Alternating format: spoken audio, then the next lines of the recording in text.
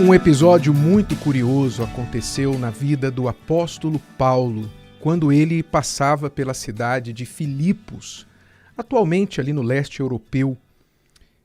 Mas, quando ele passava nesta cidade, ele ficou ali um tempo evangelizando, pregando, e diz que aconteceu, isso está escrito lá no livro de Atos, capítulo 16, a partir do versículo 16, aconteceu que indo nós à oração, Paulo relata, nos saiu ao encontro uma jovem que tinha espírito de adivinhação, a qual, adivinhando, dava grande lucro aos seus senhores. Esta, seguindo a Paulo e a nós, clamava dizendo: estes homens que nos anunciam o caminho da salvação são servos do Deus Altíssimo. E isto fez ela por muitos dias. Mas Paulo, perturbado, voltou-se e disse ao Espírito: em nome de Jesus Cristo te mando que saias dela. E na mesma hora saiu. Veja, alguns pontos aqui muito importantes. Primeira coisa que nós entendemos aqui é a existência de espíritos de adivinhação. O ser humano é, por natureza, muito curioso. O ser humano quer saber do futuro, quer ter poderes para conhecer o desconhecido. O diabo, sabendo disso, ele então joga com as suas artimanhas, promovendo a adivinhação do futuro. Aí você tem várias vertentes desta prática, você tem cartomantes, você tem videntes, você tem leitores da palma da mão, leitores das cartas, prognosticadores das estrelas, signos, horóscopos, enfim. Você tem todo tipo, para todos os gostos de pessoas, algum tipo de proposta de adivinhação, inclusive a adivinhação evangélica, que é moda hoje em dia.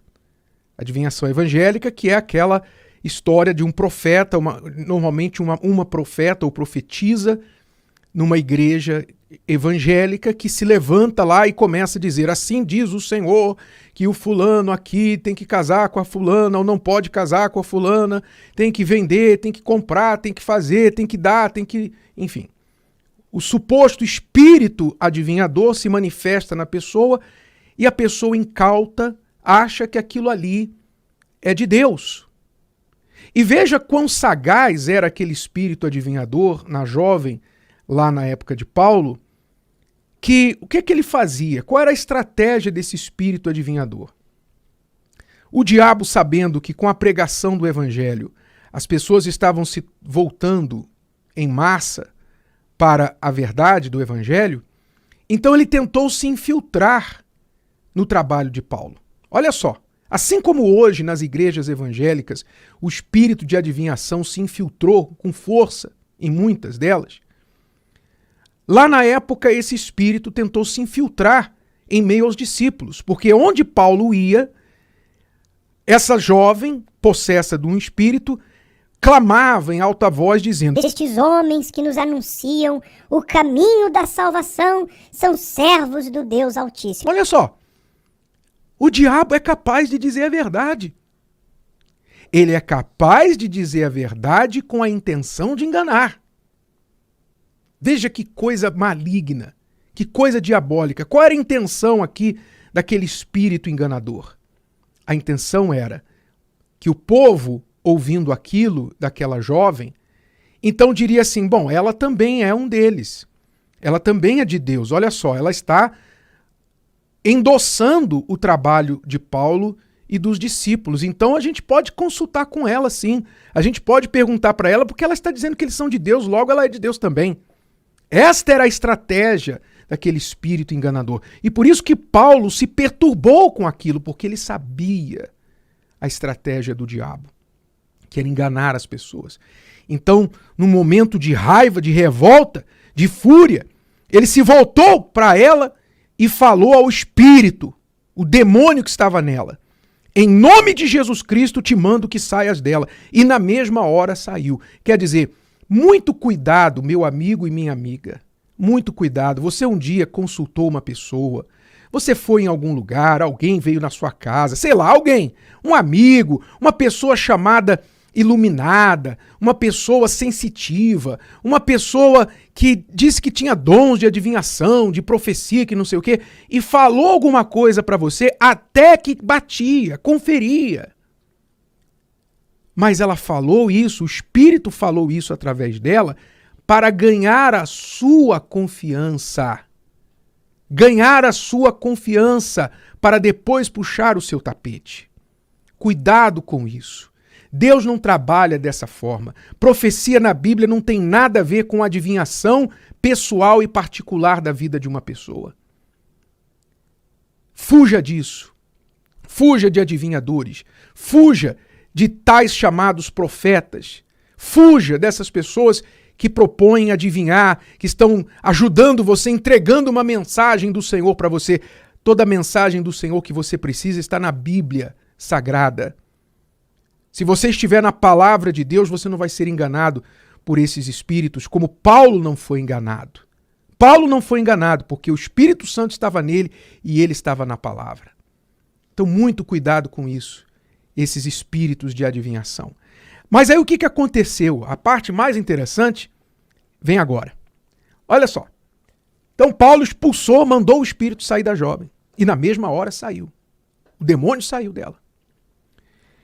E vendo seus senhores que a esperança do seu lucro estava perdida, quer dizer, por trás daquela jovem havia homens, senhores, que a usavam para ganhar dinheiro com as adivinhações dela. Eles ganhavam dinheiro, quer dizer, o diabo enganava as pessoas e tirava o dinheiro das pessoas e esses senhores desta jovem se enriqueciam através disso. Então, vendo eles que a esperança do seu lucro estava perdida, que era tudo que eles queriam, lucro, prenderam Paulo e Silas e os levaram à praça à presença dos magistrados. E aí Paulo e Silas foram injustamente acusados e falsamente acusados e julgados e presos. Apanharam duramente e foram presos, ficaram no cárcere por causa de ter expulsado o demônio da jovem. Mas veja só que interessante este fato revela para todos nós sobre o que acontece também hoje. Paulo expulsou o demônio da jovem e cessou o lucro daqueles homens.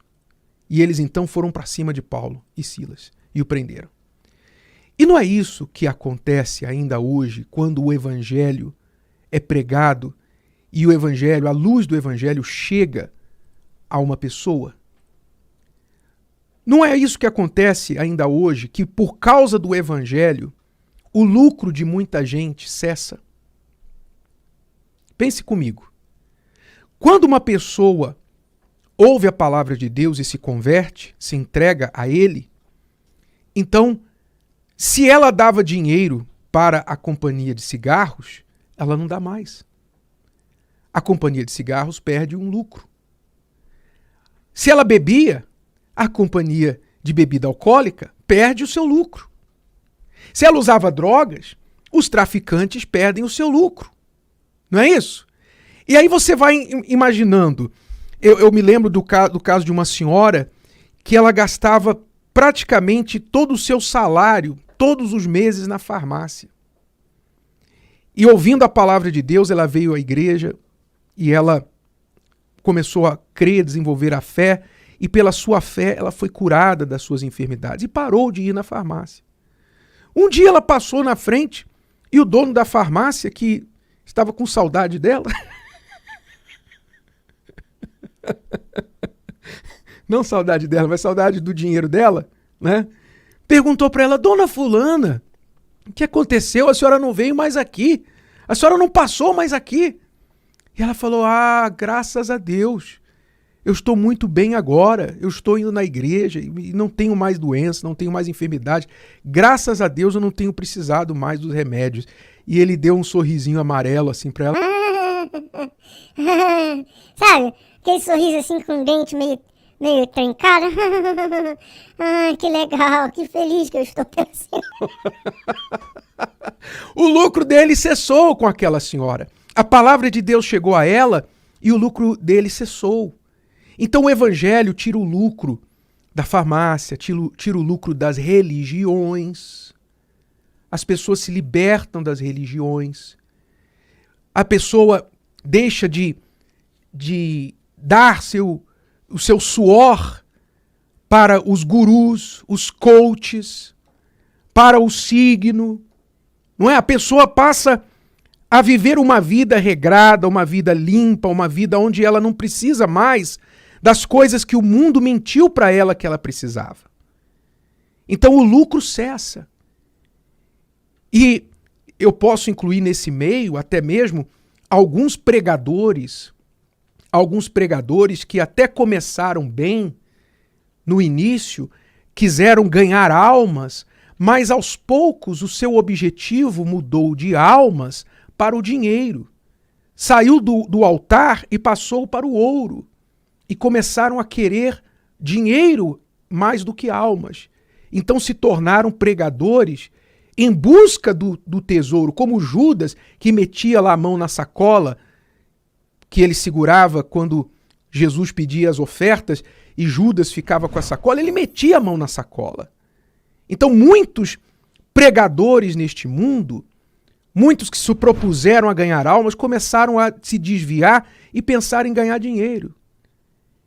E quando alguém tira a mão deles da sacola, quando alguém diz assim, não, você não vai mais colocar a mão na sacola, você não pode mais colocar a mão na sacola. Quando eles veem o seu lucro cessar, a esperança do seu lucro cessar, então eles não querem mais. Eles não querem mais aquele trabalho. Não, eu vou trabalhar só para ganhar almas? Não, eu quero ganhar dinheiro. Então eles buscam o seu próprio caminho para ganhar dinheiro. Ganhar dinheiro.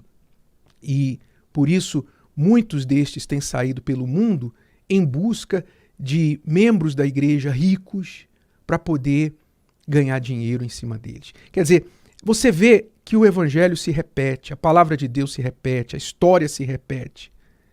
E aí você entende o porquê, o tamanho ódio contra a verdadeira palavra de Deus, o tamanho ódio contra aqueles que levam as pessoas à libertação, à liberdade. Elas se libertam das amarras e das correntes que as escravizavam antes.